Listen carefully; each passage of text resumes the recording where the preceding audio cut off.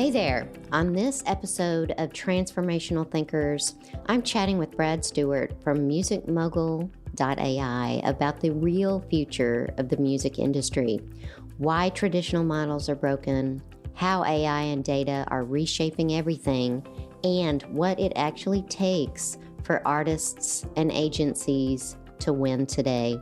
If you love music or you just want to hear how tech is shaking things up, you'll want to stick around for this one. I would love to hear, Brad.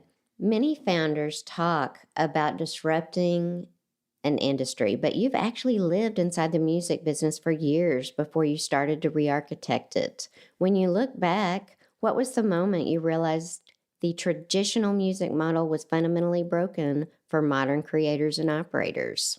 Very good question, and thank you again for having me on. This is fantastic, and I'm really excited to share this with you and with the world. There's been a number of moments along the way. I've been doing this for 20 years in the music industry, and along the way, I've learned that, independent artists have slowly been losing leverage and control over a lot of different things, even though it seems like we have more opportunities than ever with streaming and all of that. And yes, that is true. But the financial gain from all of those options has actually gone the other way. Where, the streaming world is a micro decimal world. You get like 0.008% or something, like per stream. It's not even a penny. Which is nuts. And those laws were created back when the phonograph was the main form of distribution. And the laws have not changed since then. We're trying. That's nuts. Yeah, we're trying to do that, but the lobbyists, from the big companies, they want the status quo. They want things to remain the same. And anyway, so I've always just been an advocate for independent bands and fighting for them. So anyway, so that kind of started my quest, I would say. And so I worked with another agency prior to starting Stewart Entertainment Agency. And I was a booking agent for 8.5 years with them. We worked with about 30 to 35 bands a year. So that's impressive, by the way. Thank you. And, they're all national and international touring acts. And, got to work with a lot of different teams and managers and labels and publicists and all that, and could kind of like get a bird's eye view of what's happening, with everyone. And that was a second point is like, a lot of these teams that are national and international touring acts are pretty inefficient with the way they're handling their business. And I was a marketing major in college with a minor in music industry. And I was like, I could do so much more than just book dates, So that was kind of the second point. The third point is I moved to Nashville and started Stewart Entertainment Agency in 2014. And when I did that, I shifted from a booking agent to a manager role. So I continued to work with the previous company I worked with for this particular client who had asked me to be their manager. So I kind of shifted into that. And then I got into every revenue stream that you can possibly imagine for an artist instead of just the live revenue. And then I further, found that there's even more inefficiencies on, merchandise and marketing and publishing revenue. And, there's so many other inefficient, and that's just how my brain thinks is I'm always looking for inefficiencies and how to fix them and overcome them. So that would be point 3, I would say. And then, point 4 is we were operating like a traditional agency up until May of this year. And I kind of pivoted because I realized that the traditional agency model is broken, not only for the artist, but for the agency side as well. And I can we can kind of dive into that a little bit deeper, but there've been a number of points along the way that kind of led me to where I am today. And a lot of it has to do with finding inefficiencies. Right. In every industry, there are sacred cows that quietly hold back transformation. What were the sacred cows in music that you decided to challenge, and what kind of resistance did that trigger? Yes, there are a lot of sacred cows. A lot of people in the industry, both on the artist and the agency side, kind of have their way of doing things. And Mm-hmm. when you challenge that, it almost feels threatening to them because they're worried you're going to disrupt the traditional model. And for me, the traditional model of the traditional agency, like I said, it's broken, and I am challenging that model Mm-hmm. with what I'm doing and what I'm building. And I'm okay with that. I want to be that disruptor because it needs to be changed. Mm-hmm. But for both parties. And there's a way to do that in a professional way where it's just more efficient and Mm-hmm. lucrative for both parties. And you get more clarity and control, and it reduces burnout for both Mm-hmm. sides. And that's what, I'm looking to solve. Yes.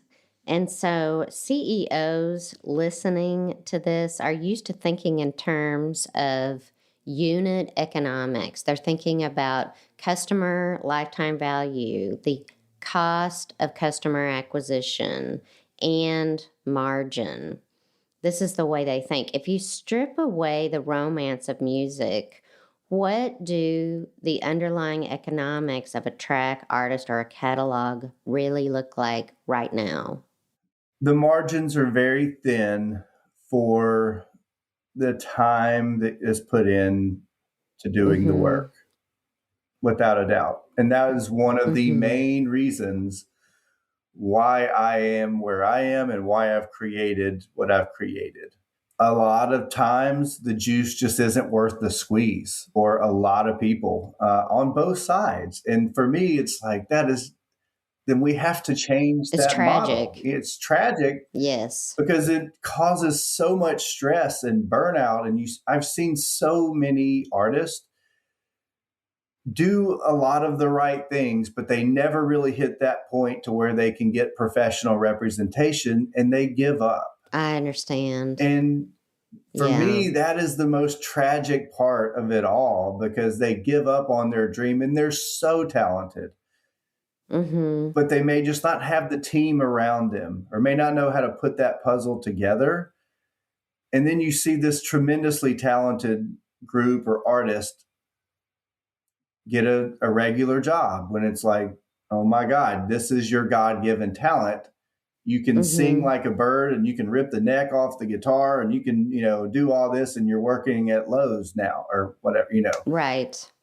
And for me, that is terrible. So I wanted to help solve that problem as well and to bridge that Mm-hmm. gap. But yes, the industry, it's while we get into it for the music and the feelings and everything, and that's why we all got into this industry because we know the power of what music does for Mm-hmm. our souls and our mental capacity and the connection and all that. That's the beautiful part of it. But at the end of the day, it is to make money, and where the Correct. rubber meets the road sometimes gets cloudy and very inefficient. And you've got some shady people as well that are just taking advantage of people, as you do with every industry. But the music Mm-hmm. industry has quite a bit of those. And I wanted to be the change that I wanted to see. I wanted Mm-hmm. to be the person that's delivering way more value than what we're charging. I've operated off of referrals since 2014. I haven't spent a That's haven't very spent a impressive. dime on marketing ever. That's very impressive. And And so, Brad, let's talk about Music Mogul AI. Let's talk about what you're doing to change the yeah, industry. very good. In one sentence, what problem are you solving and for whom in a way that simply didn't exist 5 years ago? Very nice. Yes. So we're solving a lot of problems. The main problem is the inefficiency of time to revenue. That ratio of how much time you're putting into something and how much revenue you're making in a short Mm-hmm. specific way. So up until May of this year, we were operating like a traditional traditional agency. And I had been looking for software to help me run Stewart Entertainment Agency more efficiently. And I couldn't find what I was looking for. Most of the software out there today, they're basically just CRMs. They just help you like organize your data. It doesn't actually do anything for you, you know, and most of them just do booking or just do marketing or just do management. None of them do all three of those. The other thing is none of them leverage AI with large language models and agentic AI agents. And I was like, if I can't find this out there, I'm just going to build it myself because the model is broken for both sides. And so what I wanted to do back in May, I created the sister company of Stewart Entertainment Agency, Music Mogul AI. We began developing it. We began asking our clients a lot of questions to, understand. Like I knew what both sides of the industry wanted because I'd been on both sides, but we wanted validation. And we asked a lot of questions. We did a lot of polls and everything to make sure that we're solving the problems on every side. And so we developed a software that is designed for independent artists, bands, musicians, DJs. And it is the first artist-facing software that's really out there that does all three of those. And so your ideal customer could be any artist or band, and it could also be any entertainment agency. Is that correct? So that's what I was just about to say is while we started off with the independent artists, bands, musicians, DJs, and that is mainly who it's created for. Like I said, I wanted to have something for Stewart Entertainment Agency too. So there is an enterprise level of the software as well. So once we get through proving the concept with the independent artists and bands, and I'm already testing it inside Stewart Entertainment Agency as well. But we will be releasing an enterprise version where I can, license that out to other booking agencies and other management firms and record labels and all that so they can work more efficiently.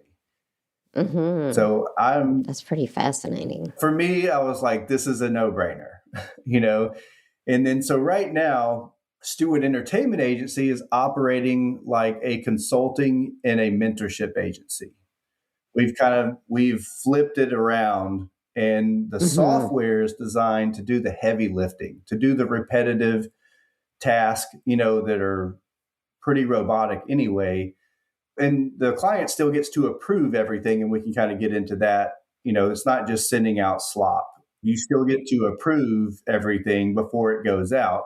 Sure. But it's going to solve so many problems, and we can get into some of that as well. But, it's really the future is to get it into some agencies so they can work, but it's really designed for whoever's using it to work more efficiently. And going back to your last question, it's all about efficiency and how much time it takes you to solve a problem and to make that money. And so if we were to define a couple of use cases, how you actually use the software on a daily basis, whether you are an entertainment agency or an artist. Yes. So there's a number of different ways that, this is going to help both sides. And some of the use cases, we have some agencies that are checking it out and they're testing it right now in addition to Stewart Entertainment. And then we have a little over, I think it's 65 artists that are helping us with the beta testing side. So we're working out some of the bugs and all that, and we're getting ready to launch in the second week of January. So we're getting very, very close. And your timing with this podcast is impeccable. So right at the cusp of this being launched to the world. And we're ready to deploy this, and we're super excited about what it's going to do. And I think it's going to change the lives of a lot of people. And it's just going to give them control and clarity and reduce that burnout. And that's what we're designed it to do. As far as specific use cases, we've already had artists that have been using it that have already saved like 20 hours a week. It's because it does so much for you. There are 3 agents in the software. There is the booking agent, the marketing agent, and the management agent. Okay. And the booking agent, so you get access to my entire database, which is over 10,000 or 14,000 contacts.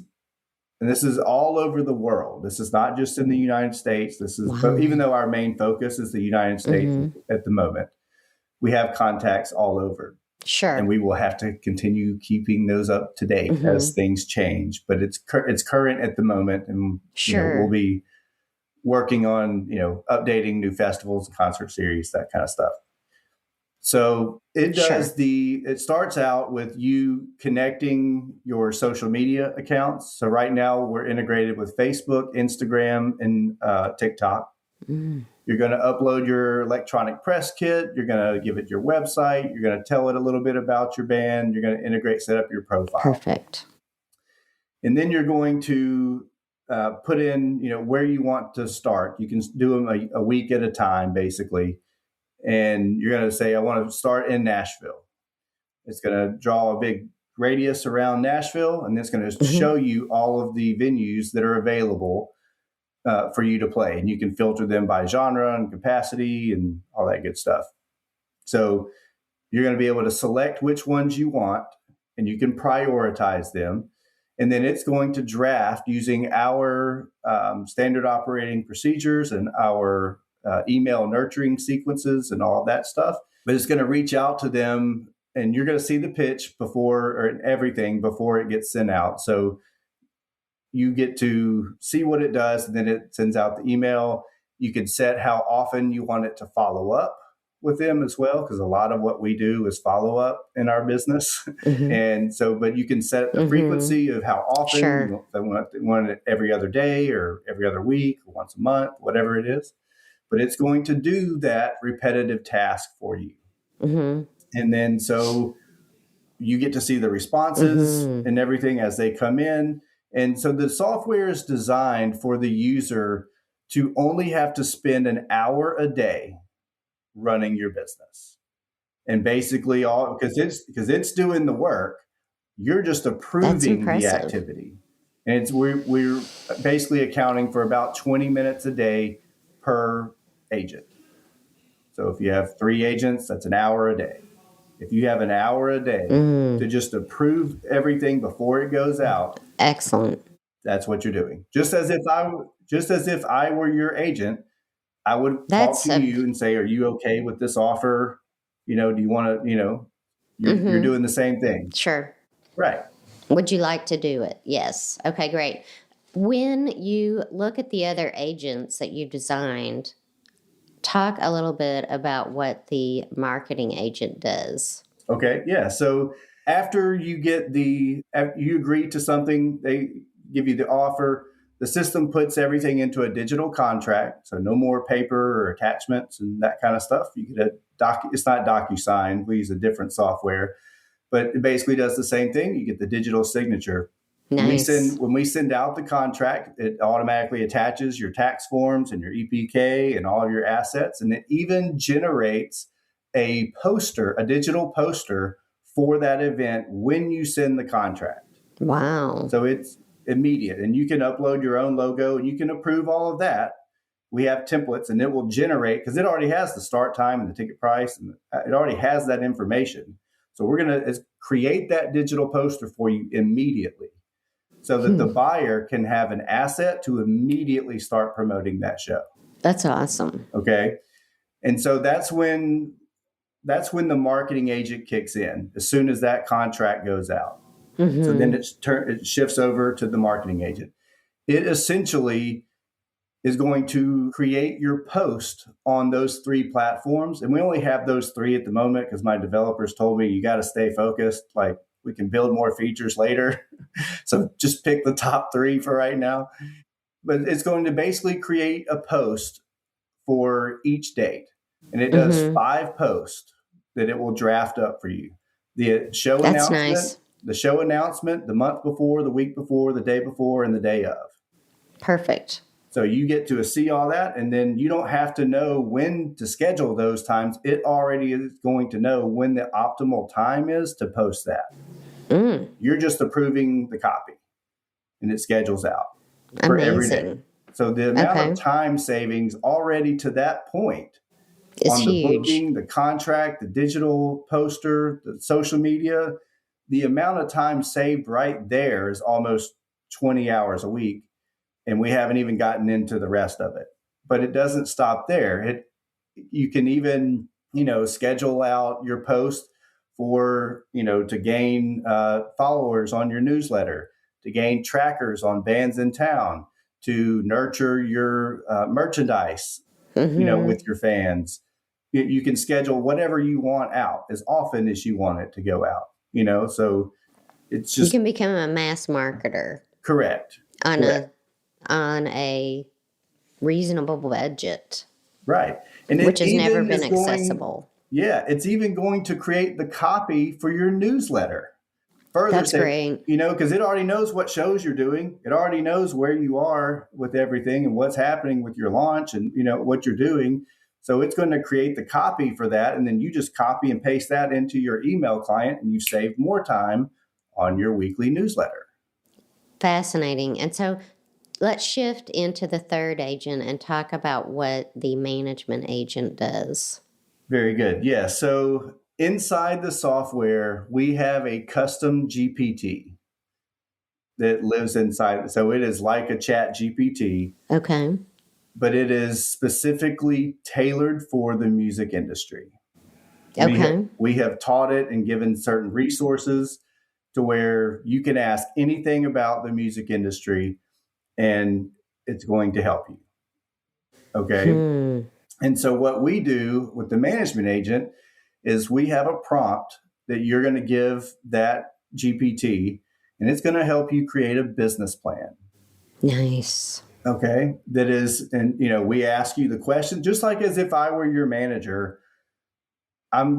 First thing I'm going to do is we're going to powwow. We're going to put together a business plan for you so we can have clear, specific goals that we can articulate to others, whoever's on the team. That's where everything starts. And you can measure your outcomes. That's right. We need to know, excellent. Who is our target audience, how we're going to get there. We do a SWOT analysis, the whole thing. So once we have that, we feed that into the software, and it just starts executing according to that plan. It's going to keep those guardrails set up for you to achieve your business the way a good manager does. It's also going to be looking at all of your data. So we're looking at your live revenue, your merch revenue, your social media analytics, and it's going to make sense of all of that data so you can start making educated decisions about where to play and where to do your post, just like the big agencies do. And the smart managers do is you want to make sense of that and follow the data. Right. So, because, if you're not getting any airplay in Dallas, Texas, not to do a door deal in Dallas, make sure you try to get a guarantee. You know what I mean? So yes. Anyway, there's a lot of efficient and educated decision-making that can be made once you get to that point. So that is one of the main core functions of the management agent. The second thing that it does is it operates like a tour manager. Okay. So in our business, a tour manager does essentially what's called advancing the date. Okay. Right. So that means you're reaching That's a lot out, of hard work. 5 or 6 weeks in advance of the date. You're reaching out to the venue to say, hey, thanks for working with us. Just want to wrap with you on some of the details. How is the marketing going on your side? Do you need help? If you haven't sent us your media contact list, please send that to us. Who is my day of show contact? who do you have a merchant for the merch table? Where's the hotel rooms? Do you have the confirmation numbers? Where are we going to park? All that kind of stuff. Who's the sound engineer? It's going to do that for you. Okay. And it's going to do it at the right time as well, which is usually about 5 or 6 weeks out from the show. And, that in itself is, again, saving so much time and you don't have to hire a tour manager now, if you want a tour manager to be on site with you, you're still going to have a human. They're not going to be able to help you load. The software can't help you load in and set up the merch table and, conduct your VIP stuff and, that kind of stuff. But the administrative side is what it's designed to do. And so it does all of that for you.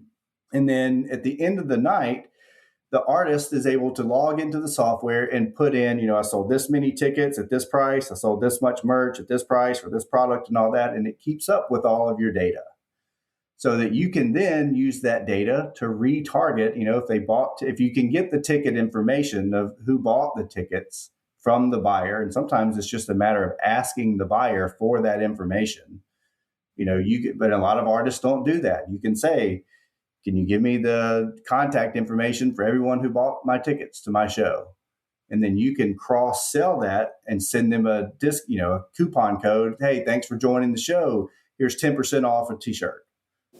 That's incredible. So it's just working so much smarter, and there's so many other little things and other features that we have that are going to be built into this, and the fourth part is really the secret sauce. So not only is the software able to streamline all of that for you, but Stewart Entertainment is then able to offer you consulting or mentorship either as an add-on or even just as a standalone service, right?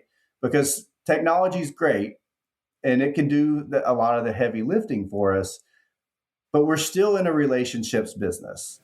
And for me, the future of the music industry is the combination of those two.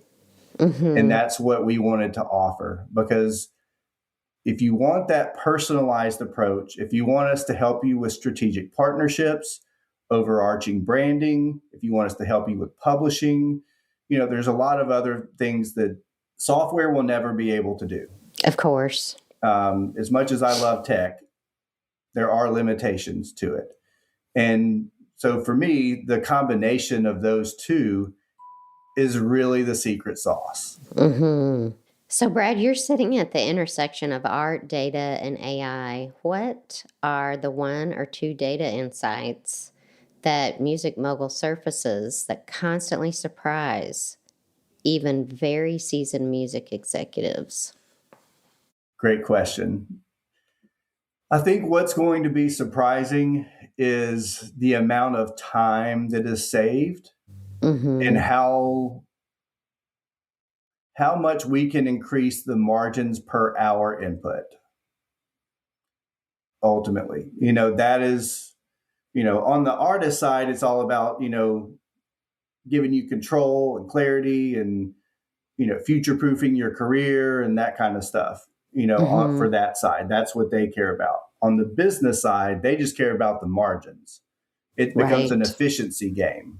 And it is for the artist, obviously, as well. But on the business side, it's about margins.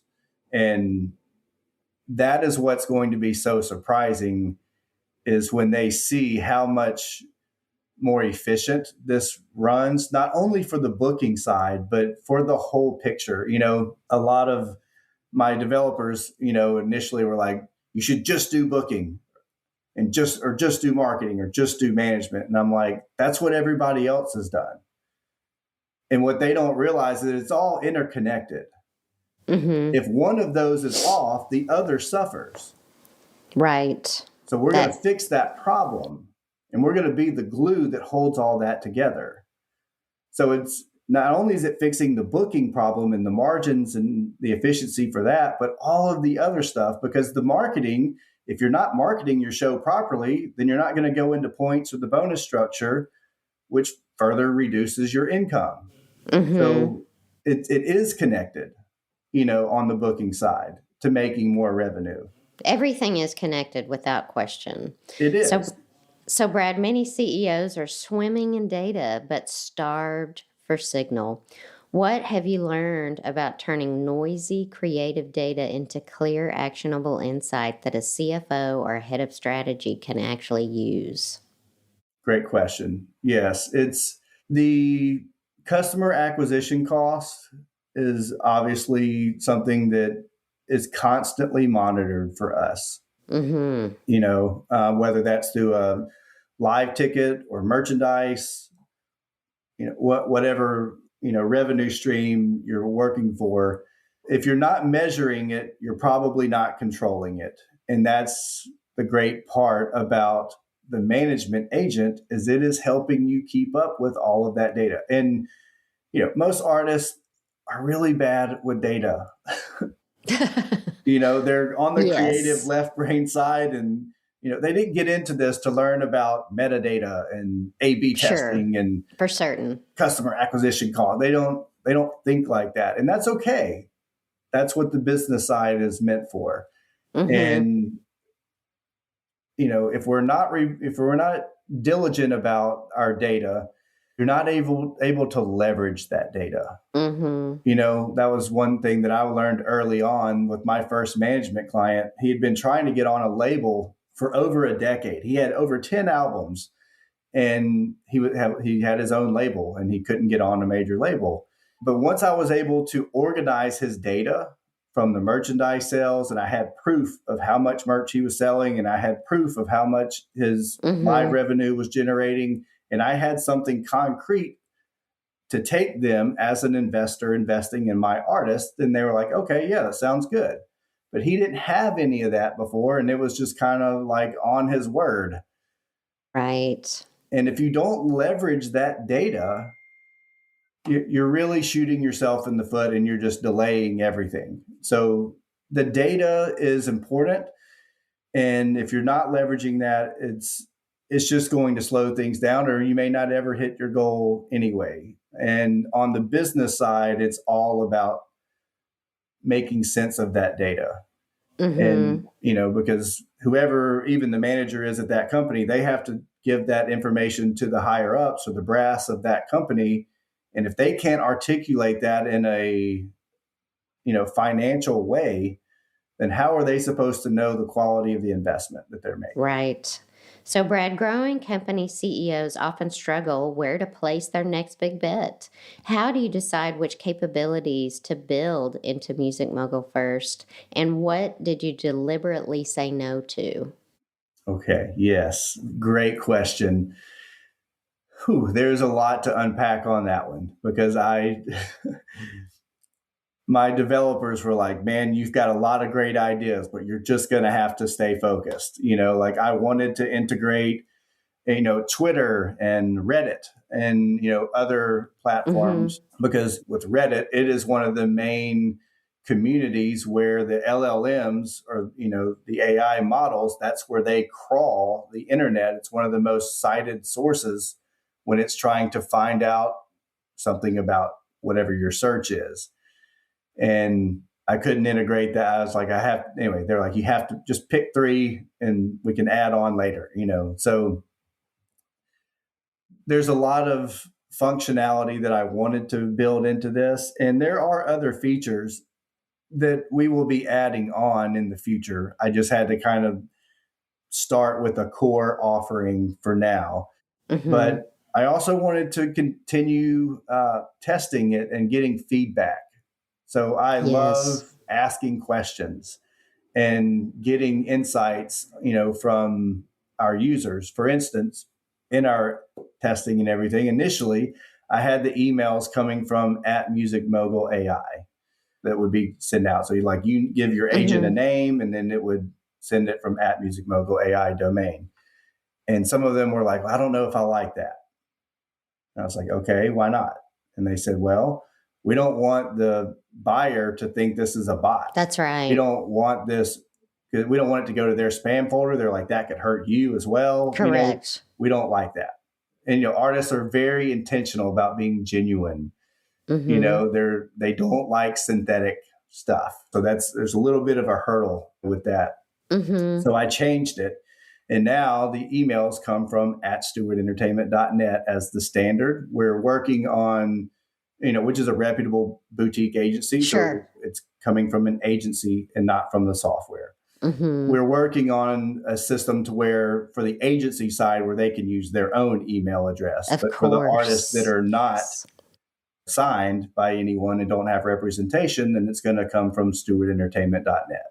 Mm-hmm. And so that was a huge, I don't know, kind of pivot, even though I'd already tested everything from the other domain and it delayed my progress by 6 weeks. This is an important consideration, though, and being able to update it for enterprise clients is going to be significant because I can't imagine an enterprise client that would want anything but like their domain. Correct. On the email. Correct. And so we're working on, that is one of the key components that we are still developing out because everything is running through a certain domain. So we're finding solutions to make that happen for them because they're, like you said, they're not going to want to use @stewartentertainment.net. That's a deal breaker for them, even if it does everything right, so, right. Yeah. So we're working on that as well. And it's just little things like that where I thought it was little, but it was a significant change that needed to be made. And I took that immediately once I got that feedback and I went to my developer and it's like, we have to change this. Right. And so that's the good thing about beta testing though, is you're asking questions before it's deployed fully so that you can have a better understanding really what their insights are because and you have to act on them too. You can't just listen to people. You have to interpret that and make and execute and make that change. And that's what we've done with that particular instance. And so, Brad, let's talk a little bit about the future. Paint the picture 5 years out. How will music companies that embrace platforms like Music Mogul operate differently from those who continue to rely on instinct and old playbooks? Great question. And that is one of the main reasons why we built it is for the future. I believe that this is what the future agencies should look like and should operate with. And I may be the first of it. This may be the first of its kind software. It will not be the only very soon. I know there's competition coming. I'm not the smartest person in the world. I may just be the first one to act on it and to put something together this way. But I think this is the wave of the future. I like to tell people it's almost like we've been building houses with hammer and nails. What this is going to do is give you a nail gun. That's a beautiful analogy there. Yeah, it's like the homeowner doesn't care how you built the house. They just want the house built. They don't care whether you're using a hammer and nails or a nail gun. It really doesn't matter to them. So what is the output and how fast can you get to that point? And that is what this is doing. Is it's not meant to replace humans. It's meant to give you a better tool to do your job. That's well said. Brad, what leading indicators should CEOs watch, inside or outside music, that signal we're moving into an era for how intellectual property, creativity, and data come together as a balance sheet asset? Great question. Again, it's we're already starting to see the publishing side of the business blow up right now. A lot of private equity firms, venture capital firms, and a lot of the big money are seeing the publishing catalog for most artists as a real asset. Yes. You've seen Hypnosis and a lot of these other huge firms that have been doing multi-million, almost billion-dollar deals on that side. And this is an asset that's traditionally been left on the shelf collecting dust or in a hard drive somewhere that's not doing anything. And now that we are able to track that data more effectively and efficiently, they're working on, right now, even when you get a radio airplay, they don't have to pay a royalty for that. which is insane. Mm. Like every other platform has to pay for it. Why doesn't radio have to do it? That's Mm-hmm. because the lobbyists have wanted to keep it that way. Mm-hmm. I think that that is going to change. And, Interesting. things like the Mechanical Licensing Collective, and there's a lot of new organizations that are starting to help independent artists and independent venues and everything. And I think that all of that is going to change. And I'm confident that it's going to have a positive impact for the independent artist. Now, usually when you have some kind of a change, it's taking from someone and giving to the other. And it's going to reduce some of the change or, the revenue from the larger companies. It Mm-hmm. is. But what they don't understand is that if the artists have more money, then they can afford to hire more publicists or to do more, like they can reinvest that money, which comes back to them ultimately. Mm-hmm. You know what I mean? So yeah, there's a lot of change that's happening. Things are moving very fast. Even though we're in the music industry, we're almost in a tech industry as well, because music at some level is tech. Mm-hmm. And it's just a matter of how we leverage that. And the ones that are early adopters and can get on board with leveraging AI to work more efficiently, to me, are going to be the leaders of tomorrow. Mm-hmm. And so, Brad, if someone's listening and they would like to engage with Music Mogul, how should they do that? What should they do? So you can go to our websites. So it's musicmoguলাই.com. And in the top right corner, there's a button that says get started or, sign up. And it's going to take you to a form. And that allows you to answer some questions that kind of give us an idea of where you are in your business, what assets you have, what level you're at, all that good stuff. And then we even give you like some checklists and some freebies, just to provide some instant value for you for filling out that form. What that does, though, is it puts it into our system. And then we set up a call with you one-on-one to do a discovery so that we can discuss what your needs are and kind of go through everything on your list on that survey, basically. And that allows us to kind of gauge if this is the right fit for you. Mm-hmm. So you advise the potential client in the process. Correct. So, we may say, well, if you've already got a manager and you've already got, a marketing team, then maybe you just need the booking agent. Oh, mm-hmm. Or, so we try to assess, Right. like, what does your ecosystem and your infrastructure currently look like? Where do you want to go? And how fast would you like to get there? Mm-hmm. Those are the three main questions that we're really looking to answer on that call. And, we can kind of tailor a package for you, whether that includes consulting or mentorship or just one agent or all three agents. And we can kind of give you some strategy on, what we would do Mm-hmm. if we were to work with you. That's fantastic. Yeah. Brad, is there anything else that you would like to share today based on where you are in your launch? Yeah. So we've been in beta testing. We've gotten great feedback right now. We're currently slated for an official launch the second week of January. We're aiming for January the 14th. That is assuming that everything else goes good between now and then, which we're on track to do, but you never really know, something could happen. But I'm confident that it'll be ready to go for the 14th. We will be at South by Southwest coming up in March. That's exciting. Yes, we are excited about that. I have an industry partner who does other podcasts, and he's a musician as well. We've kind of partnered with them. They're called the Scene Projects. Perfect. But we're working on, having kind of a panel with some other industry executives on that as well. So there's the future is bright, and it is more efficient for both parties of the industry. And that is really what we're looking to solve. And, if anybody wants to just contact us for the consulting or the mentorship. You can go to stewartentertainment.net. We're happy to, if that's what you want, if you feel like you have a good system already and that's working for you, great.